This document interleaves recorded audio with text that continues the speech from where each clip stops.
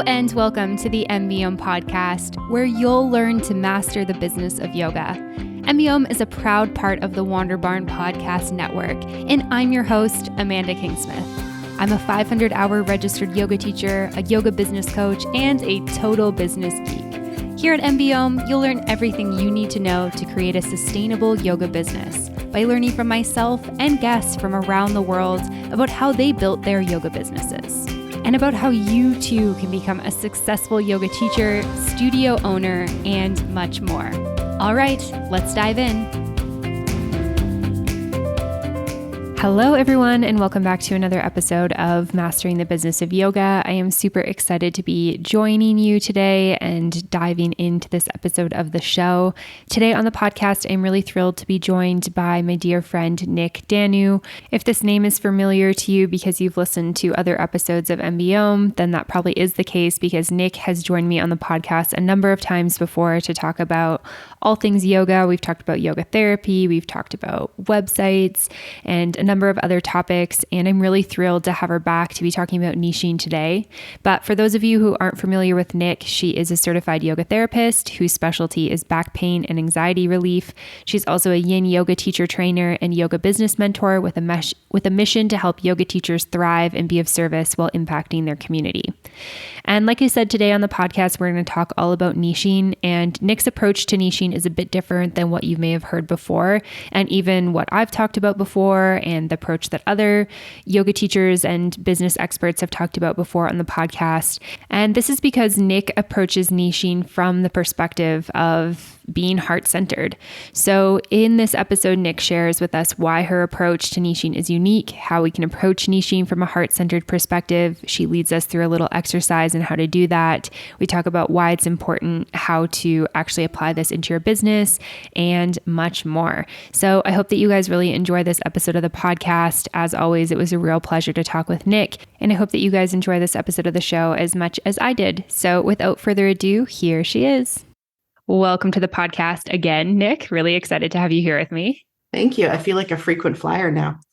I was going to say, I was looking at the past episodes we've done together, and I think you are my most frequented guest. I think because this is your fourth time on the show, fourth different topic we're talking about. And I don't think I've had any other people on the show 4 times. So yeah, you definitely a frequent flyer, VIP, whatever we want to call you. I'll take that compliment. Thank you. Yeah, absolutely. And I'll share a little bit more with the listeners in the intro outro about the other episodes they should go check out and make sure there's links and stuff. But the last time we chatted, or the last time an episode went out, was about a year from the time this is going to go out. So September of 2022. So I'm curious if you can catch us up on the last approximate year of what you've been up to personally, professionally, in your business, all the things. Yeah.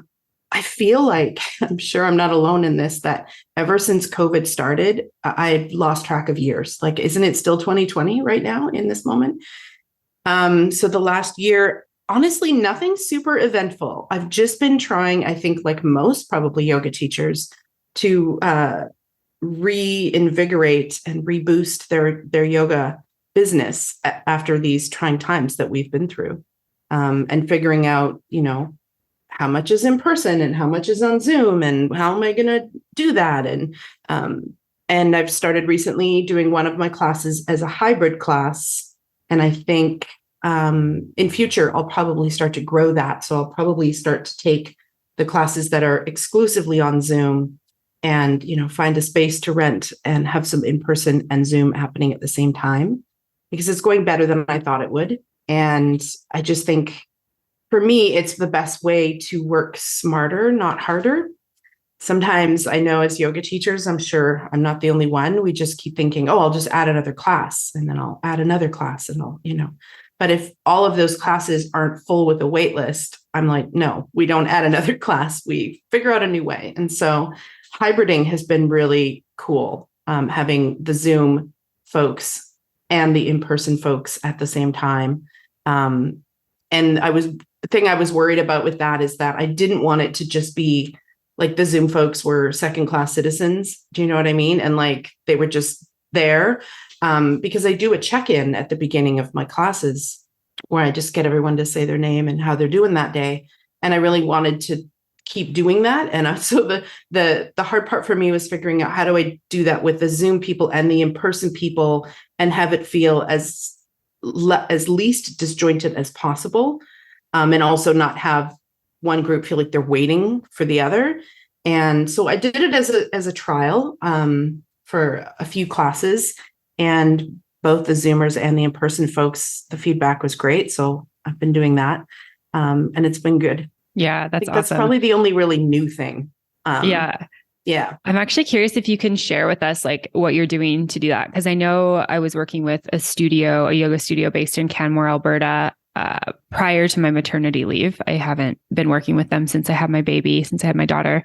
But one of the things was because, as you know, there was a lockdown for so long, it kind of became more normal to have people on Zoom than to have people in the studio. So when people came back to the studio, it was actually like almost the opposite problem that you mentioned, where it was sort of like the in-person people got a little bit forgotten because the teachers were so in their flow of like, I go in, I set up the lights, I set up the camera, I open the Zoom room, I sit, I have a chat with everyone there, I get started. They went for like months and months and months with nobody in the studio. And all of a sudden you got, 6, 8, 10 people there. And you're like, oh, you're like, here, there's people here. So anyways, all that to say, I'm curious like how you manage that balance. Cause I'm sure there's somebody listening who is maybe contemplating this or has tried this or wants to try it, who could benefit from that info.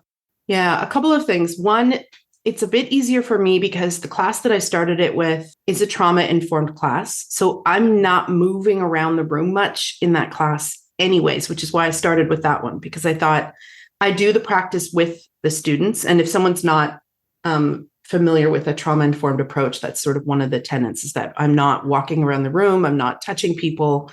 I do move around a little bit. Like if I see that someone's struggling and they could use a prop, and I've mentioned it a couple times, and if they haven't realized I'm speaking to them, I may go over and just kind of offer a prop, or I get up if I'm going to adjust the lights or something. But otherwise, I stay on my mat and I do most of the practice with the students.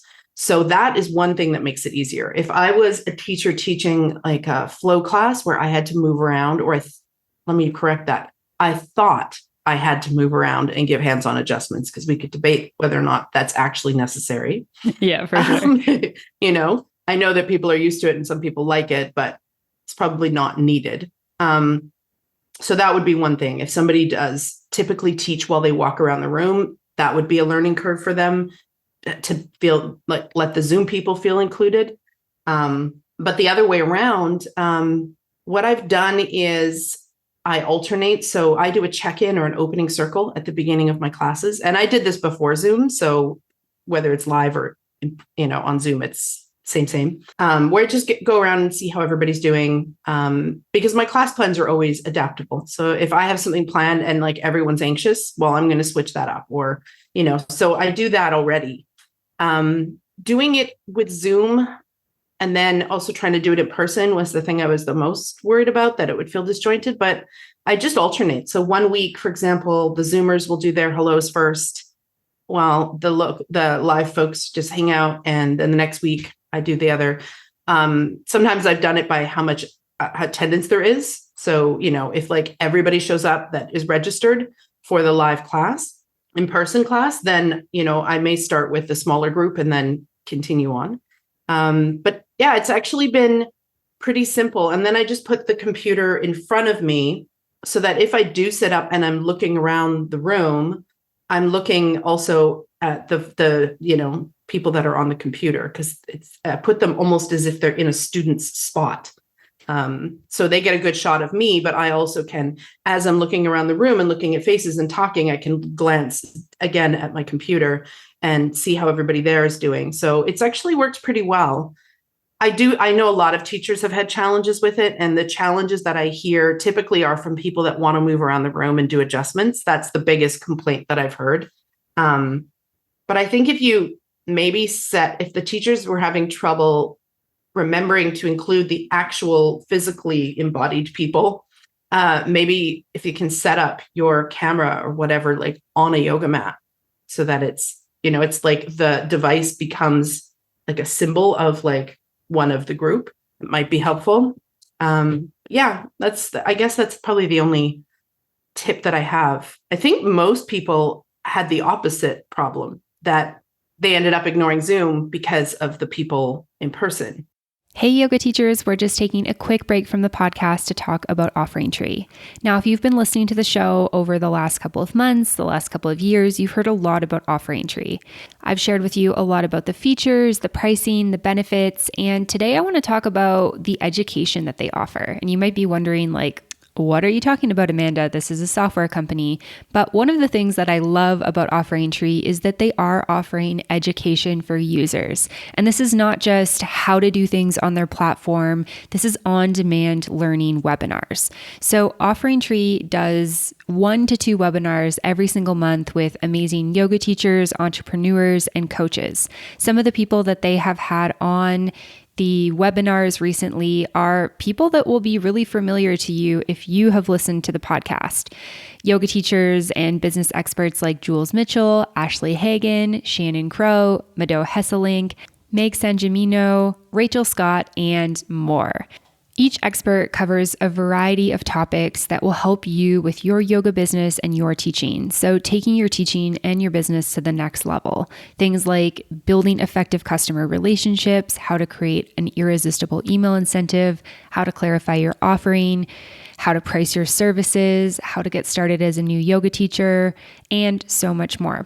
If you're curious about this, you can head on over to offeringtree.com/webinars. Here lives all of the recordings for the webinars. If you'd like to learn more about the webinars, we're posting on our Instagram and email list, and Offering Tree is always sharing on theirs as well. So head on over to offeringtree.com and join their email list to learn more, or just bookmark offeringtree.com/webinars, and then you can head on over there and watch the recordings whenever you have a couple of minutes to do some learning for your business.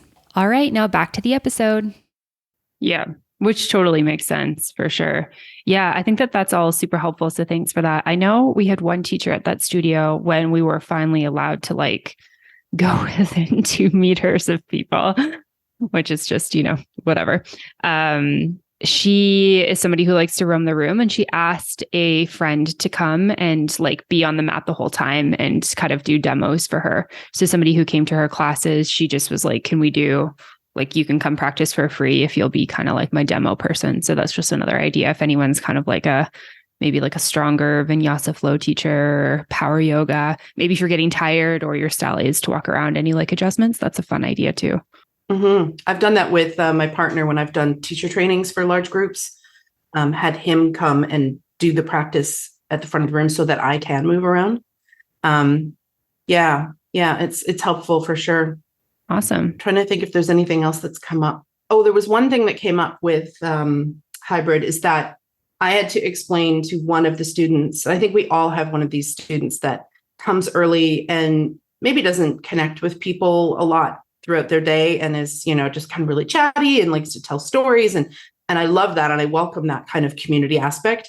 But what was happening is that she was forgetting that there were 5 people on that screen waiting, And so, I was struggling a little bit with, she's telling me the story, but I also have to let these people in. And it's like, do I break eye contact with her to look at the computer? And and just the way she tells stories, there's no kind of little spot to politely interject without interrupting.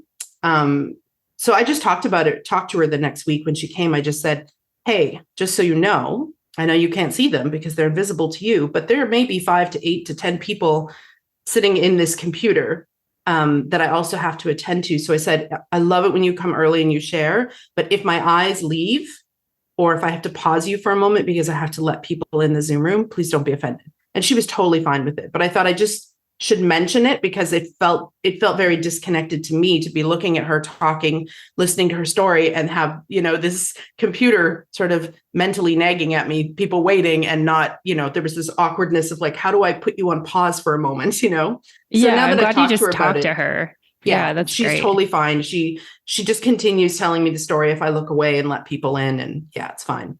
Yeah, no, thanks for sharing that. Because I do feel like sometimes that like holding space for people is really hard because it's like you're holding space for a lot of people. And if somebody's not totally aware of how they're taking your attention, and it is awkward when you show up in like a Zoom class and like nobody like addresses you, right? Especially in that kind of that way. And so, yeah, I definitely hear that. Amazing. Well, thanks for sharing that. I feel like that's a good little tangent to what we're actually going to talk about today. So let's get into talking about niching. I want to start a little bit with, and we've talked about your story on the podcast before, but maybe more specific to niching, like how you've kind of gone through your process of niching. And then we can get into like your philosophies and how you teach it and stuff like that. But would love to hear how this has like been an evolution for you and your business. Mm-hmm. It was a slow one, I'll be honest. To be really clear, back when I started teaching, so I started teaching in 2004. So all yoga was getting popular, but it wasn't like a household name still, even then. So I didn't have a niche when I first came out of school, and I didn't need one. Just putting up really, colorful posters with some photos of my ideal students and a photo of me and some words on it that said yoga classes in this neighborhood on Thursdays at this time, and a website was actually effective marketing back then. That probably wouldn't work now that we're in a time of course, social media, because this was before social media.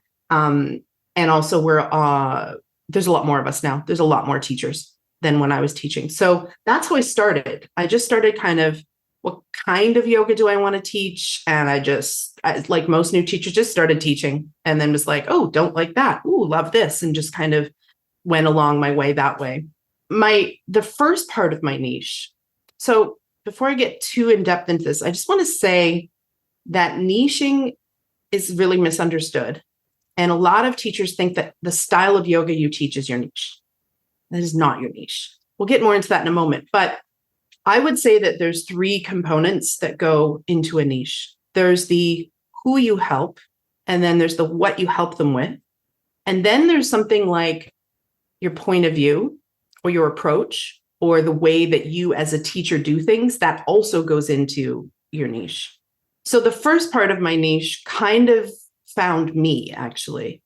I had a good friend who was a graduate of the same teacher training program. This is I'd been maybe 2.5 years into teaching.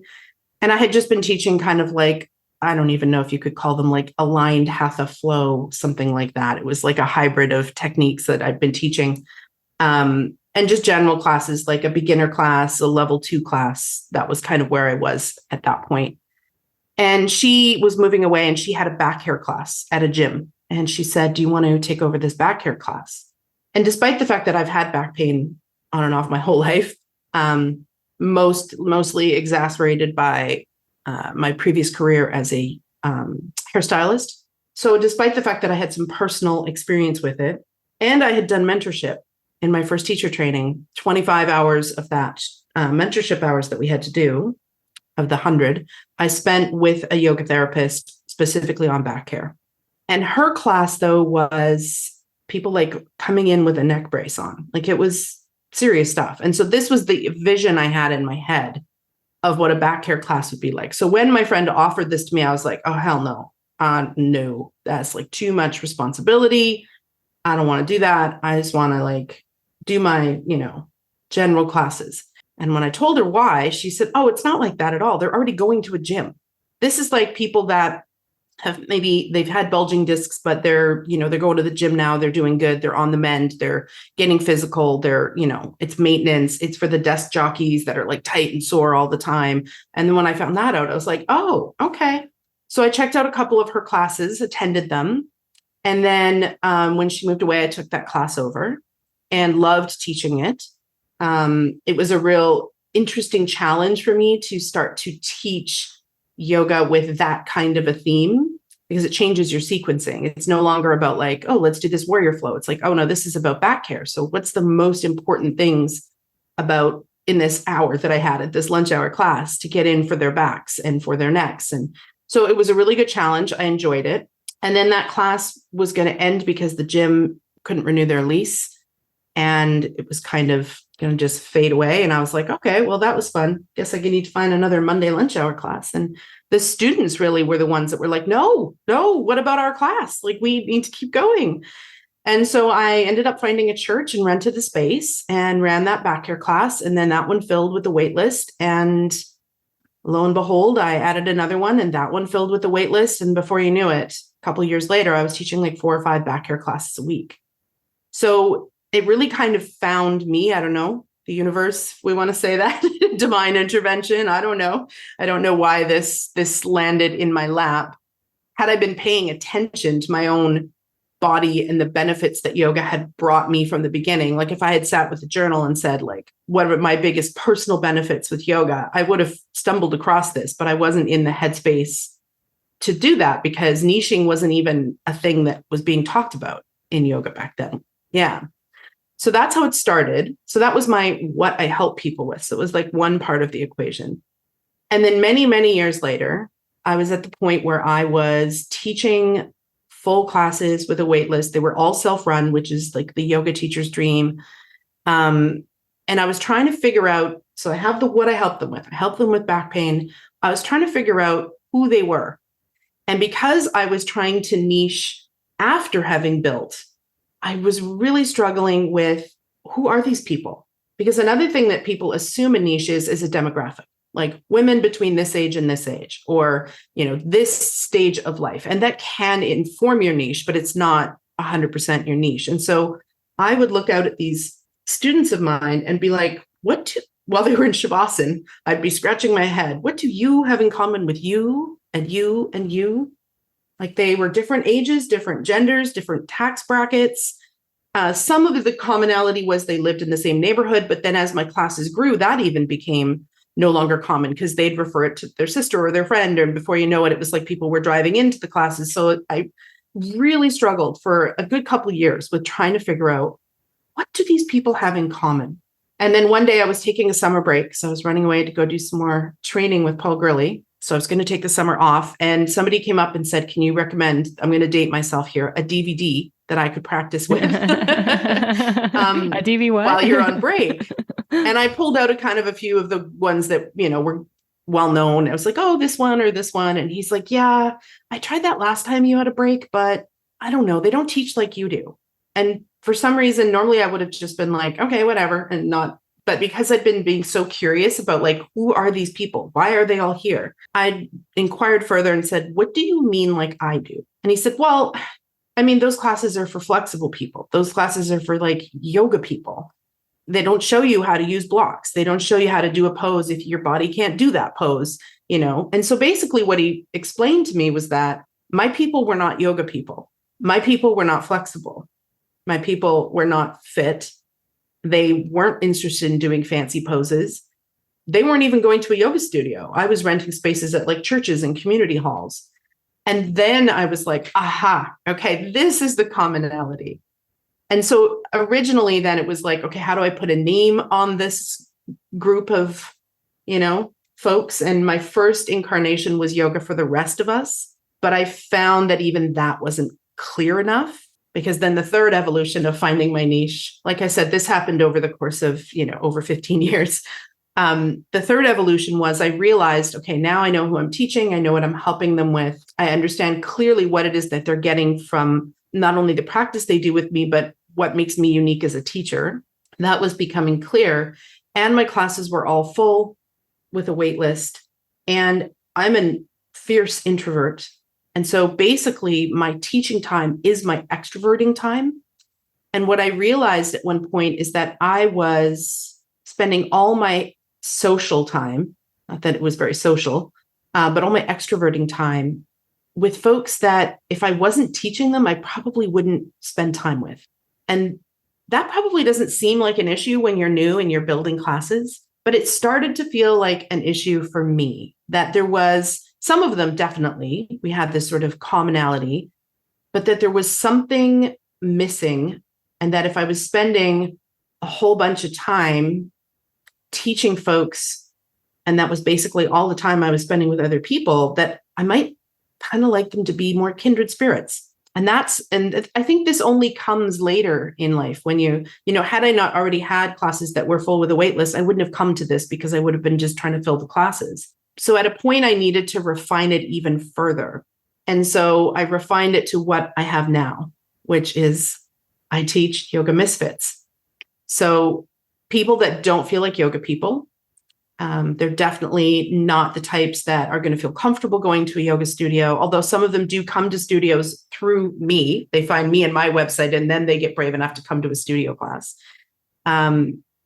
Generation X and sometimes Y, the alternative folks, the misfits, the geeks, the punks, the bookworms, that tends to be who I feel the most, because of course all of that is me.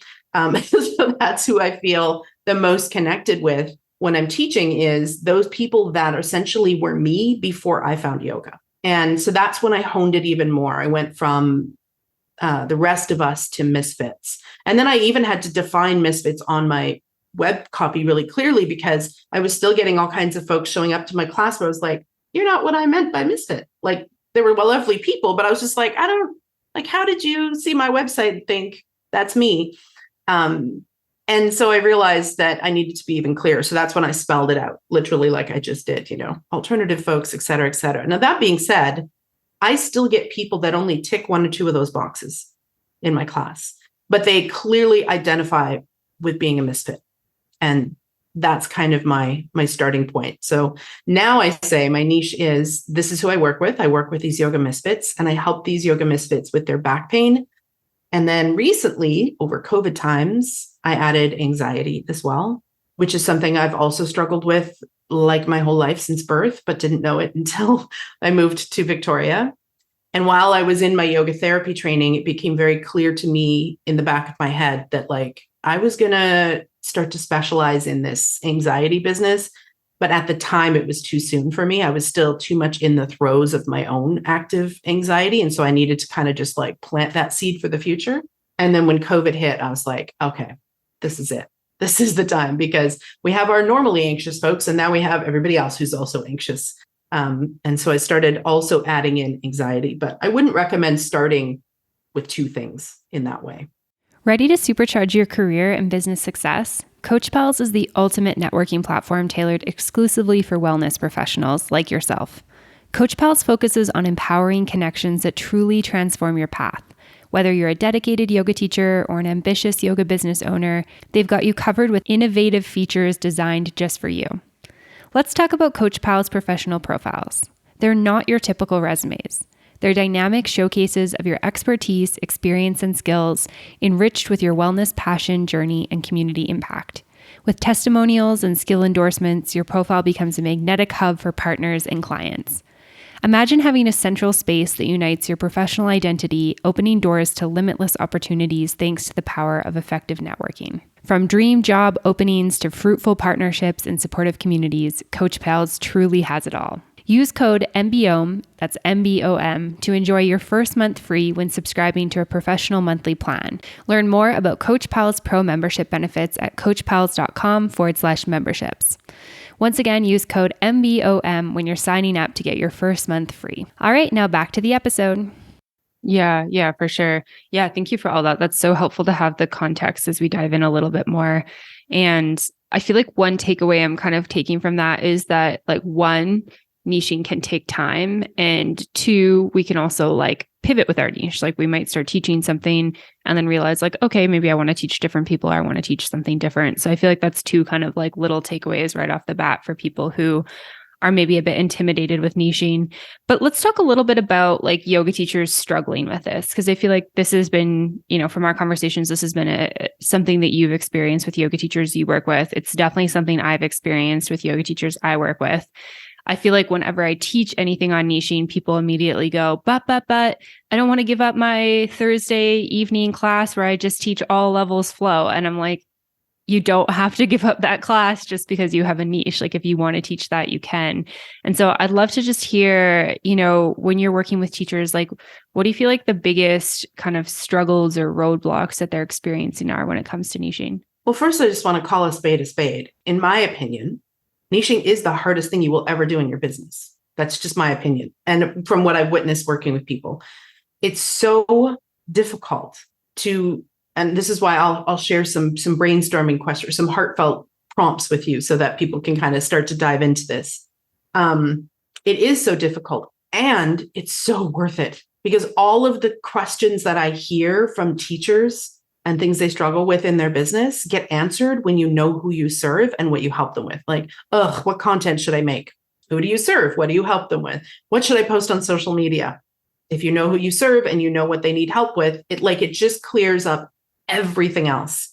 So I feel like niching is difficult. And I feel like we just need to be honest about that. And it can be hard to do alone. If I had had a business coach way back when I was struggling with this, I could have come up with my niche in like year 3, like if somebody would have sat down with me and gone through some of the questions that I'll share with all of you, I would have been like, oh, but I was just left to kind of tread water and I'm not a great swimmer, freak out and try to figure it out by myself. And that's hard to do. So first, let's just call a spade a spade. Niching is difficult. Secondly, just because you start to niche doesn't mean you have to give up everything else that you're doing. You may over time. So for example, I had a specialty in back care and I taught 5 back care classes a week, but I taught other classes, right? It was just like, this is what I was kind of known for. But I still taught like a Saturday morning yin class. Now, was there a focus on spine health in my head when I was sequencing that? Of course, because once you see the world through that lens, you can't turn it off. But it wasn't, yin yoga for back pain. It was just yin yoga. I had, a level 1 hatha flow class. I had a level 2 hatha flow class. And then the rest were back care. So I didn't give up my classes that were doing well, that I was enjoying teaching. I just added. And then when you do that, if there were classes you don't enjoy teaching and now you found your niche and you've added some in, it's easier to let those go. But you don't have to be totally exclusive in that way. But your website probably will be. So when I teach at a yoga studio, I teach whoever the yoga studio brings to me. I mean, of course, there are people there that through my own channels as well, but whatever their clientele is who I'm teaching. But when I do my own stuff, I'm very clear with my marketing, because otherwise when you try to attract everyone, you're attracting no one. So my website is crystal clear on my homepage with who I serve, what I help them with. I even define what I call a misfit. But that doesn't mean that I don't teach at a studio and I teach a candlelight yin class.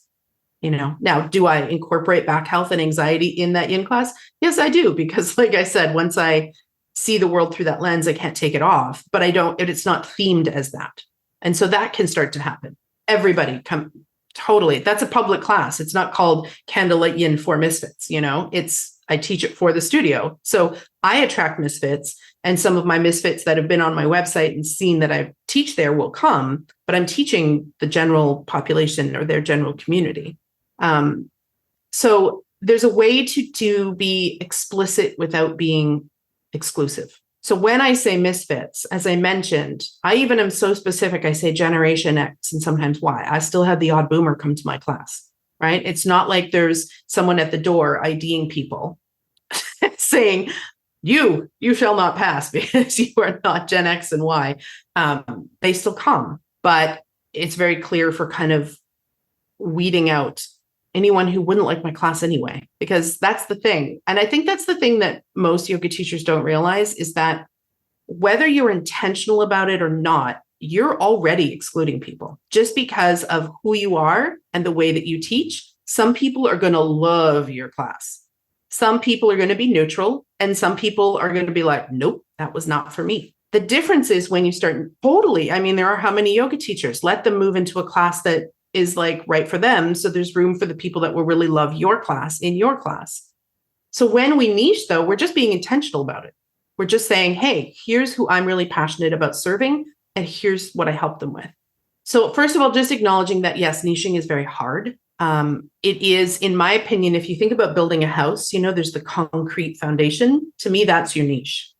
And then your first floor would be your website, and we could go up from there. If you don't have a strong foundation, it makes it your website really unclear, kind of wishy-washy. It makes your social media presence wishy-washy. It makes it hard to know who to collaborate with. Like, who do I collaborate with to film my classes if I don't have a specific person in mind? So for example, for me with back care, it's really easy to collaborate with my chiropractor. Whereas if I just came to her and said, oh yeah, I've got this Hatha flow class. She'd be like, so does everybody else. Like, what does that have to do with my clients? But because I can go in and say I'm a yoga therapist and I specialize in back pain, she's like, aha. So it makes it easier to find collaboration partners and like communities of people that, you can cross refer. There's so many benefits to it that you don't know until you do it. That's the hard part. It's like, you don't know how much better life gets when you niche until you've done it. And so that's, I think, why it makes it so hard for yoga teachers to kind of go through the slog of doing it, because they can't see the other side. It's like the pot of gold at the end of that rainbow over there. It's like they hear about it. Is there really a pot of gold over there? I don't know, and they're on the other side going, seems like a big trek going over that rainbow, but really and I mean pot of gold, financially, but also just as far as like fulfillment goes. Yeah. And one of the reasons it's so hard is because people get all up in their head about it. When I actually believe your truest niche is hiding in your heart. And when we are thinking about it, we're not able to like drop in and actually listen to the little niche in our heart that's going, hey, oh, hey. And that's where I love to help yoga teachers, is getting them out of their head and into their heart, so that the niche just kind of reveals itself. And I have a whole bunch of questions that I go through with folks to help them with that. But what started as something that I was really passionate about with niching, it started as like, I really like to help teachers with this. And it's gotten to the point now where I actually no longer work with teachers who aren't willing to niche. Because what I've witnessed is I'll help them with their website, but they're still not going to get the results that we want because they're not speaking clearly to somebody. And so I've just decided that, that's important, Yeah, I agree with that. I think it's like what you said before, like if you're talking to everyone, you're kind of talking to no one. And I think when somebody hires like us as coaches, it's like they're putting money and time and investment into it. Same, obviously we're putting time and energy too, but it's like, if I'm going to work with you, I want to see you get results. Like if you come to me because you want to fill your classes, I want to see you get results. And one of the things that you're going to need to do is figure out like, who do you want to be in your classes? Like we need to figure that out before we can start doing marketing. Like I'm never going to say to somebody like, oh, you just need to like share your classes on social media. Like, sure, we can share like group studio classes on social media, tell people we're teaching. But I think in general with our own stuff that we're doing, like you said, it's like, we have to know who we're talking to. That's how we're going to figure out the words that we use, because something's going to resonate with like, let's just use like your niche, for example, with misfits, yoga misfits, in a different way than it's going to resonate with me. Say maybe me, I'm like a mom, I work from home, I'm a yoga teacher, I have yoga experience, something, the way that something's worded is going to communicate something different to yoga misfits and to me. Right. And so it's like, if you're trying to reach both of us, you're probably reaching none of us, because both of us are going to be like, I'm not sure if that's for me or not. Yeah. Yeah. Literally, when you try to speak to everyone, you speak to no one. Yeah. I also really love, sorry. Didn't mean to interrupt you. Okay. I also really love what you're talking about getting out of your head and into your heart. I feel like one of the things that I've kind of figured out in my business is like my method of teaching business is more heart-centered. I think business is very masculine, and this has nothing to do with like sex or gender, just like the energetics behind it. Like the tools and tactics of say sales and marketing can be very like rigid, masculine. And I think that what we need to do with a lot of them is, sure, we can like learn these tools, but we need to pass them through our heart center. And I think to do that, we enter more of a feminine side of things, where to me, that's like head versus heart. So we're taking out like the shoulds, and we're taking out like what society's telling us or what the experts are telling us. Like, in order to have a 6-figure business, you must be doing Facebook ads. It's like, hold on a second. Does this serve us? Does this serve our people? Is this something that feels good to us? And I feel like so many times in my business, there's been people who have told me I should do something. And my head has said like, yeah, that makes sense. And my heart has gone, that's not you. Yet I've like stifled that little voice that you're talking about that's out there saying like, this is what you should do. This is who you should teach, because my head has said like, this is what I should be doing. So I really, really love that like philosophy and methodology with that. I don't know if you have anything to add to that, but I would love to like dive into how we actually tune out the head and get into the heart. Yeah. Well, I think we have to start with the head, just in the sense that we have to start with, okay, should I bother investigating this? So here's some key things and some common things that I hear people say. So first of all, as we said, you can't effectively help everybody. It's just not possible. When you niche, it takes the confusion and overwhelm out of your business. So what do I post on social media? Because you know your people, you know what they're struggling with. What do I put on my website? What kind of blog should I make? What kind of video? It becomes clear. In fact, you probably have a big list of things that you could do. It helps you find your ideal clients, but more importantly, it helps them find you, because you build up a reputation for what you do and who you serve. And that makes it so much easier for students and other health professionals to refer to you. It also creates a sense of heartfelt resonance between you and your students.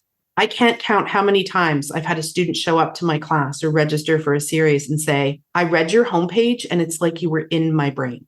So my homepage is created from interviewing my niche. Those are not my words. Those are not my experiences. Those are their experiences. So when they read it, they're like, oh my God, she totally gets this. It can create raving fans.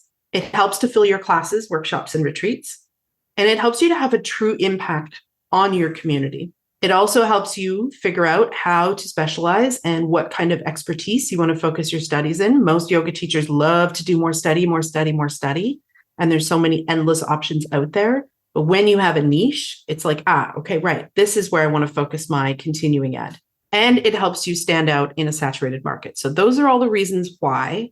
And here's some of the reasons that I commonly hear. The resistance. But yoga's for everyone. Yes, you are right. There is a style of yoga out there and a teacher for everyone. I truly believe this. But you are not for everyone. Whether you like it or not, people will love you. Other people will be neutral. And some will be like, no, that wasn't a good class for me. So yoga is for everyone, but you are not for everyone. And then another one is, I don't want to exclude people. You can be explicit without being exclusive. So as I mentioned earlier, I have Generation X and sometimes Y listed on my website. I'm not kicking boomers out of my group. So if they read the rest of that list and they're like, oh my gosh, I identify as a misfit, they're still coming to my class.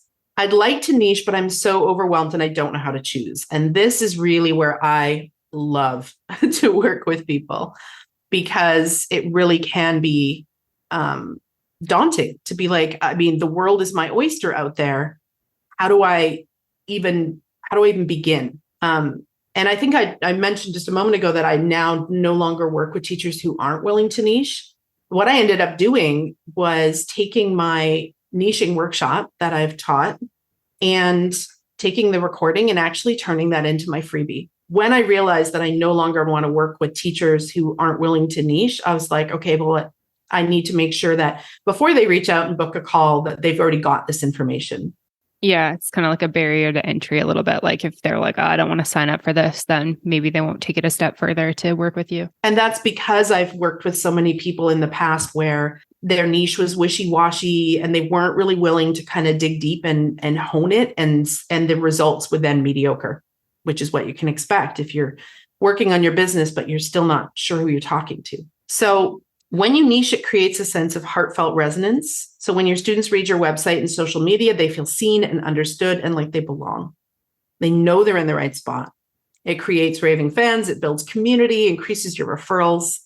And this will then help your classes, workshops, and retreats. So that's kind of the big why.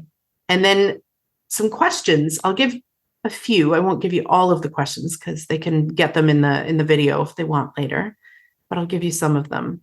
So the first exercise that I get students to do is to split their paper in half. And on one side, they're going to write, who don't I want to teach, right? And we've all had students where we were like, I love you and wish you well as a fellow human, but like, I don't love teaching you, The person who comes to your class and you're like, oh, so-and-so's here today. Yeah. And so who don't you want to teach?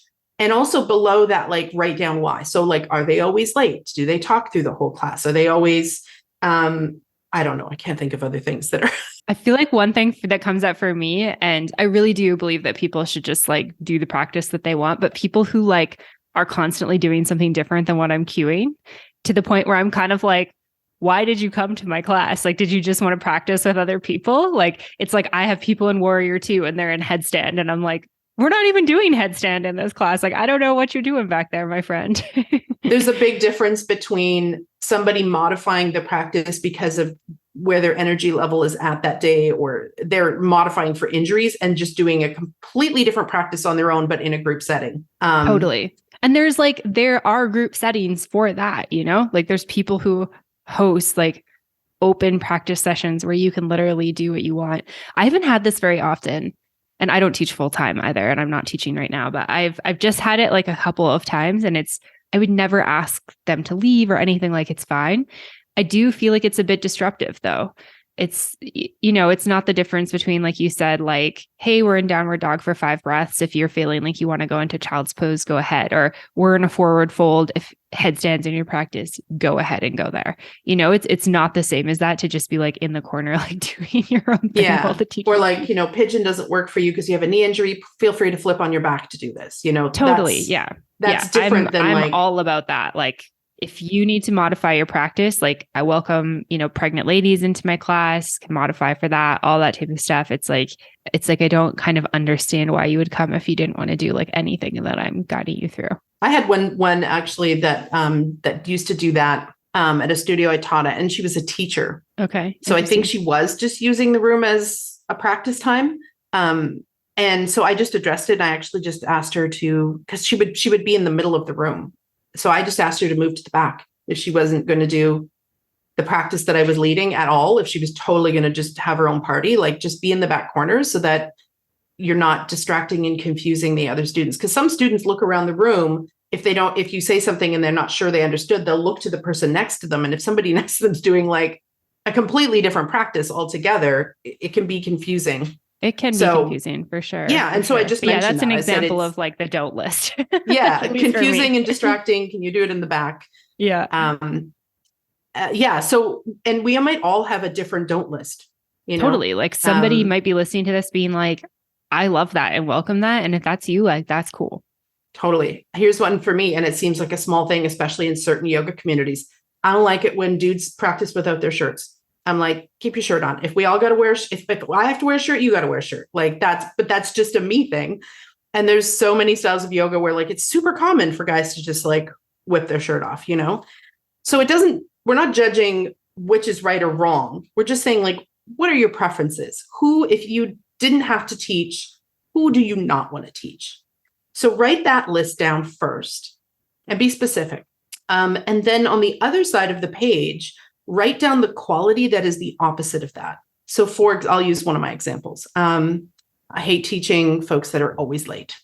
So on the other side, you would say, I want to teach people that are on time or that arrive early, So whatever your don't want list is, then you go on the other side and you start to figure out the positive flip of that. That starts to give you the qualities, at least, of your students. And it might even give you some demographics and some things like that. So that's kind of a start. We're still in our heads here, but we're going to slowly dive deeper into the heart. So starting with that. And then I think that this question is really good, because most people that niche, if they're niching in a heartfelt way, it's because of something they've experienced in their own life. And that's what inspired their niche. So this question of what brought you to yoga, or if you didn't love yoga right away, like I did, I fell in love for my first class, but if you didn't, why did you stay? So what kept bringing you back? So for me, for example, it was my anxiety. From that first class on, I was like, oh my gosh, this is the first time in my whole life that I wasn't overthinking, planning, obsessing. That was amazing. So what brought you to yoga, and or why did you stay? We're starting to get into the heart of it. Another one is, before yoga, I was. Since finding yoga, I am. And then this one is I'll do a couple more, and then I'll just do a little guided visualization. The suffering I see in the world that breaks my heart is, and how could yoga help? If I could change the world, I would. What the world needs now is, who is an underserved community? And I don't necessarily always mean, due to economics or race or gender. It could be any underserved community in yoga. who's not getting attention in the world that yoga could really help them with? And how could you help them? What do you have in common with your ideal students? So, for example, I worked with a gal who was a newly graduated yoga therapist who assumed that she wanted to work in trauma and mental health because that was part of her own past experience. But she was also a brand new mom. And what she realized when we started doing these soul prompting questions is that actually she wanted to specialize in pre and postnatal. So what she came into it with, and then when she did these soul prompt question was like, oh, I want to work with mamas and their babes. So now she teaches prenatal, postnatal, and also kind of like mom and tot. And she's now branched into some kids yoga. And that's become her niche. And now that she has done that, she told me that she's actually having to turn classes down. Whereas before, she wasn't a new teacher, but she was a newly graduated yoga therapist trying to apply to studios to be like, hey, I teach Yin and I teach Hatha. She wasn't getting much traction. But as soon as her website was niched into pre and postnatal, she was literally turning people down. Amazing. Yeah. Yeah, that's incredible. Yeah. Here are some more questions that might guide you to your niche. Maybe you have a personal tragedy or event or life-defining moment in your life. So are you a cancer survivor? There's one example. Or is somebody you love? I have another student who specializes in yoga for Parkinson's because her father had Parkinson's. It could be a time of life or a life passage, like a birth, a death, a divorce, empty nesters. Could be an underserved community. And when I say that, I don't just mean in the way that we might think. Like, so here's an example of an underserved community, geeks. And there is some, I can't remember her last name. I think her name's Justine, who specialized in the geek community, So is there a community out there that is not doing yoga because they're not thinking that yoga's for them? Maybe they have a really specific problem. You could ask yourself, what am I really, really good at? Like, what do my friends and family say? One of the things I love about you is you're so whatever it is. Another way to do this, if you're already teaching a fair bit, is think about some of the clients that you already have, your favorite students, and what do they have in common, which is what I did. And that took a while, but it was worthwhile. It could be a community or a scene you're a part of, a hobby or a lifestyle like golfing, knitting, surfing, etc. I have another student I work with who was just trying to do general yoga, and she's a triathlete. And I was like, sorry, but have you considered specializing in yoga for triathletes? Because that gives you triathletes, but it also gives you runners and swimmers and cyclists. So it's like, that's awesome. I had another one who, was just teaching general classes, and turns out she's a climber. I was like, can I point out the elephant in the room that perhaps yoga for climbers could be your niche? So what are your passions and what are you passionate about? It could be a profession or an industry. Lots of people love to work with nurses or frontline workers or something like that. I love working with hairstylists because I'm a former hairstylist. And I also love working with tattoo artists because I have so many friends that are tattoo artists and they all have back pain. So that's kind of an area that I like to pull from. So I think I'll give you another question, and then maybe if you've got questions, and then I'll do a little visualization perhaps. There are much, much more of these that I have, in the video, so to speak, but yeah, they can get the whole video. Yeah. Okay. So now if you are driving, obviously you're going to have to come back to this, because please do not close your eyes while you are on the road. This would not be a good thing. Those of you that are able to, even if you're walking, maybe pull over, step aside for a moment, close your eyes. Just take a moment and close your eyes. Take a couple of deep breaths and just noticing any of the places that your body is connected to the support beneath you. And then picture that you have a full teaching schedule. Whatever full is to you, whether that's 3 classes or 15. What is full for you? All of those classes are full with wait lists. And you truly feel like you're being of service. You're excited to go teach. You can feel the visceral impact that the class is having on the people in the room. And students are coming up to you after class and telling you how amazing that class was and how much your class has impacted their life. So bring all of that into your visual.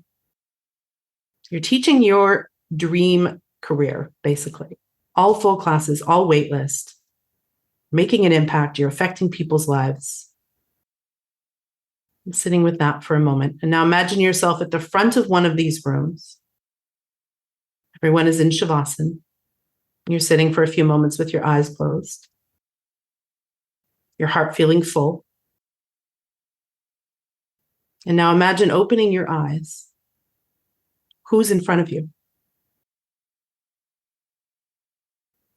And then that's your niche. When you're ready, you can open your eyes. And if you have a pen and something near you, you can jot some notes down.